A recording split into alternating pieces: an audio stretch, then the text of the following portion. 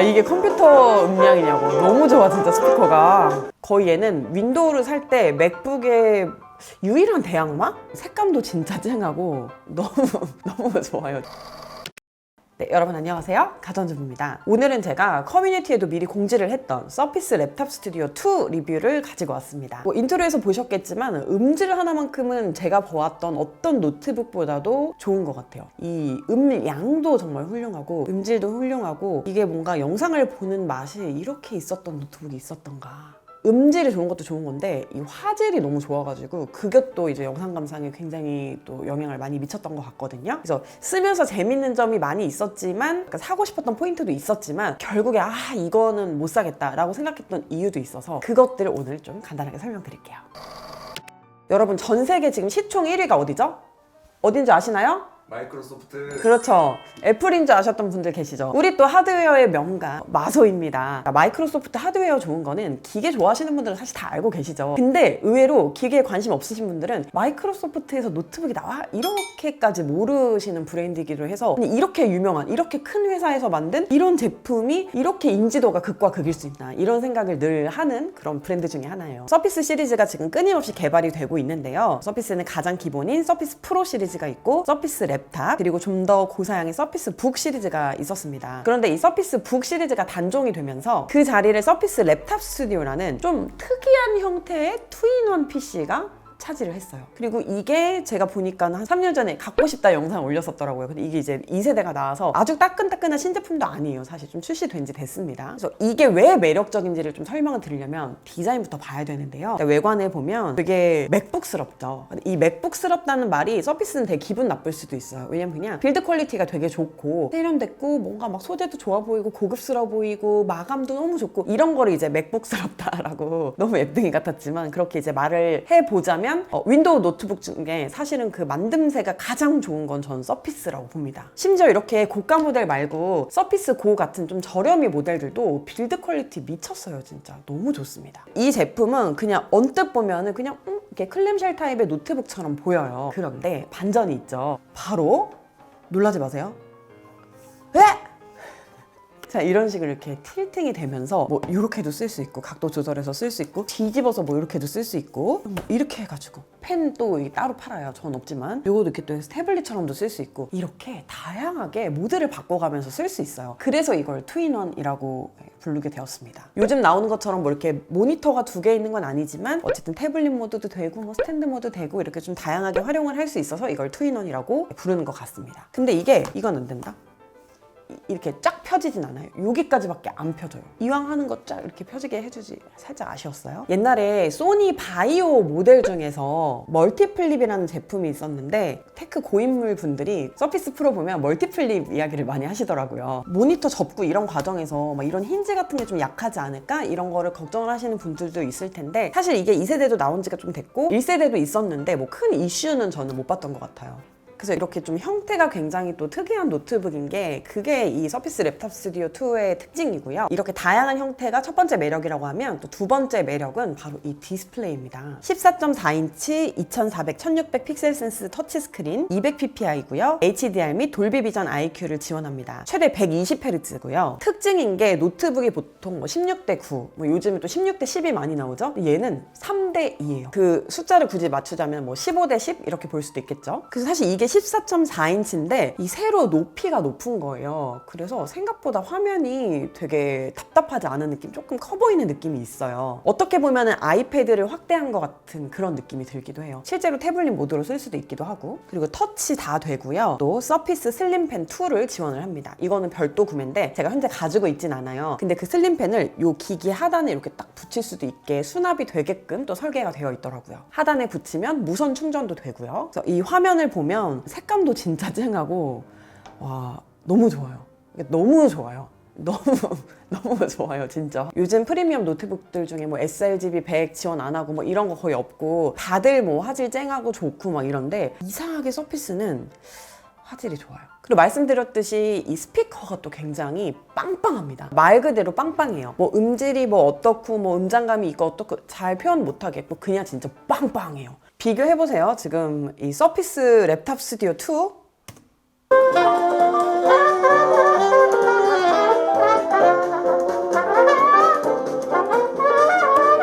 같은 부분을 맥북 프로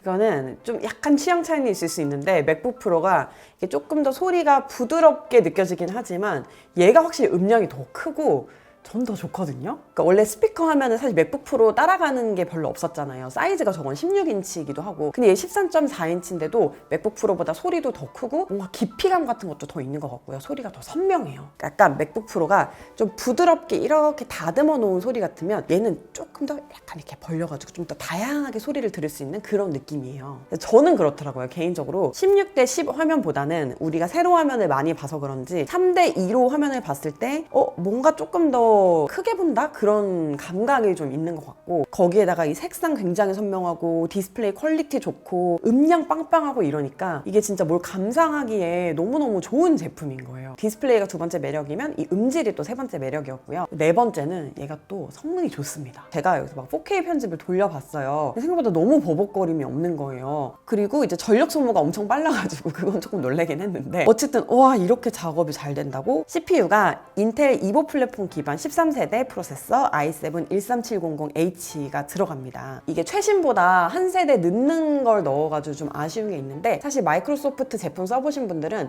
마소가 항상 조금씩 늦게 넣는 거 아마 알고 계실 거예요. 그리고 조금 있으면 서피스 프로 10이 나오거든요. 서피스 랩탑 스튜디오 2도 CPU만 업그레이드 된 모델이 나와도 괜찮을 것 같다는 생각이 들어요. 그리고 GPU는 엔비디아 지포스 RTX 4050이 들어갑니다. 외장 그래픽이 없는 옵션도 선택을 해서 구매를 하실 수가 있습니다. RTX 4050 들어간 모델로 해서 그런지 편집이 정말 더 원활하게 잘 됐습니다. 그리고 이게 포트를 보면은 뭐 A 포트도 있고 썬더볼트 4 지원하는 USB-C 4.0 포트 2개 있고요. 그리고 오른쪽에 보시면은 도킹 충전용 서피스 커넥트, 서피스 전용 충전 포트가 있거든요. 그리고 헤드폰 잭 있고 마이크로 SD 카드 슬롯이 있습니다. 이제 뭐 포트 같은 거는 어떻게 보면 요즘에는 C포트만 있는 것도 굉장히 많으니까 좀 다양하게 들어간 편이죠. 그리고 서피스 랩탑 스튜디오 2가 사실 좀 고사양 제품이거든요. 그래서 여기서 뭐 좀 다양한 작업할 수 있게끔 이렇게 마이크로 SD 카드 슬롯도 넣은 것 같아요. 이게 당연히 이 지금 썬더볼트 USB-C 포트 있어요. 여기로도 지금 충전이 가능한데 이쪽은 USB-C가 없으니까 충전은 그럼 전용 포트 아니면 이쪽 이렇게만 되는 거예요. 그래서 오른쪽에도 C 포트 하나 더 있었으면 더 편하게 쓸 수 있었겠다 이런 생각이 들고요. 이 제품으로 뭐 게임을 하려고 이거를 구매하시는 분은 뭐 별로 없을 것 같긴 한데 어쨌든 뭐 120Hz도 지원하고 이렇게 성능도 좋으니까 뭐 게임 같은 것도 좀 원활하게 돌리실 수 있는 거 이런 것도 장점이에요. 그런데 이제 좀 써보니까 뭐가 제가 좀 답답했냐면요. 이렇게 고사양이잖아요. 그리고 이렇게 무겁고 이렇게 두꺼운데 화면이 아무리 3:2 비율이라 하더라도 14.4인치밖에 안 되니까 여기서 뭔가 고사양의 작업을 하기에는 화면이 계속 부족하고 작다는 느낌이 드는 거예요. 그래서 결국은 큰 모니터를 연결해서 쓰다 보면 이 좋은 디스플레이를 또 누리지 못하고 이런 약간 계륵 같은 그런 느낌이 좀 있었습니다. 시네벤치 R23을 돌려봤더니요. 싱글 코어는 1829점, 멀티코어는 13507점으로 양호한 성능이 나왔습니다. 3D마크 타임스파이 테스트를 해봤는데요. 그래픽 점수가 7234점, CPU 점수가 9293점이 나왔네요. 좋음 수준의 점수 7482점을 받았습니다. 추정하는 게임 성능표에 보니까 배틀필드 5를 1440p 해상도로 플레이했을 때 평균 70프레임 이상을 보여준다고 하네요. 3D 작업이나 게임도 너무 고사양의 해상도가 아니라면 원활히 잘 돌아갈 것 같습니다. 이건 되게 사소한 건데 제가 좀 좋아하는 게 서피스 키보드예요. 저는 서피스 쓰지 않을 때도 그냥 그 서피스 키보드를 따로 구입해서 쓴 적이 있을 만큼 요 딱 배열, FM, 그냥 규격, 정식 이 서피스 키보드가 되게 좋은데 서피스 랩탑 스튜디오 2에도 그런 키보드가 들어가 있습니다. 트랙패드 감도 같은 것도 너무 좋고 그리고 스페이스가 좀 짧은데요. 좌측에 한자 키가 있어요. 그래서 이렇게 매력을 좀 짚어드렸는데요. 근데 구매가 정말 꺼려지는 결정적인 이유가 한 가지가 있습니다. 바로 무게입니다. 무게가 1.98kg, 약 2kg 정도 돼요. 근데 무슨 막 17인치도 아니고 지금 14.4인치 노트북을 2kg 정도에 출시를 하는 게 물론 이제 뭐 여러 가지 뭐 고성능을 넣다 보니까 뭐 여러 가지 이유가 있었겠죠. 뭐 펜도 들어가야 되고 뭐 이유가 있었겠지만 약간 납득이 안 가는 무게인 거예요. 요즘 시대에. 노트북을 집이나 사무실에 그냥 고정해놓고 쓰는 분들도 많이 계시지만 결국 이 랩탑의 본질 자체가 휴대성인데 휴대성이 정말 너무 떨어집니다. 네, 그래서 이렇게 장점들이 굉장히 많은 노트북인데요. 제가 조금 더 오래 사용을 해보니까 이게 아무래도 휴대성이 좀 많이 떨어지긴 하더라고요. 일단 배터리가 56Wh예요. 사이즈나 무게에 비해서 배터리가 굉장히 좀 작은 편이죠. 되게 두껍고 쿨링이 진짜 열심히 되거든요. 여기 거의 막 드라이기? 온풍기 수준으로 막 이렇게 쿨링이 되면서 뜨거운 바람이 엄청 이쪽으로 나오거든요. 시네벤치 돌리니까 팬이 완전 진짜 온풍기 정도로 열이 나와요. 그래서 그 쿨링 때문인지 이게 엄청 두꺼워요. 그러니까 이게 무거운 것도 무거운 건데 두꺼운 게 생각보다 이걸 더 무겁게 느끼게 만들더라고요. 랩탑은 만듦새도 중요하고 뭐 디자인도 중요하고 디스플레이도 중요하고 스피커도 중요하고 성능도 중요하죠. 그런 건 다 정말 잘 채웠어요. 하지만 이 결정적인 휴대성이 너무 떨어진다는 게 제가 이거를 구매하려고 하시는 분들한테 이거는 생각해 보시라고 말씀드려야 되는 것 같아요. 빌드 퀄리티 완성도가 너무 높다 보니까 그냥 보고 마음에 들면 이거 사야 되는 거예요. 근데 그게 아니라 진짜 그 육각형 노트북이라고 하잖아요. 전방위적으로 다 만족스러운 걸 사려고 하면 이건 휴대성은 좀 많이 떨어진다. 네, 오늘은 간단하게 서피스 랩탑 스튜디오 2 이렇게 살펴봤는데요. 비싸다, 좋다, 무겁다, 이걸로 정리하겠습니다. 오늘 영상은 여기까지입니다. 우린 또 다음 영상에서 만나요. 안녕.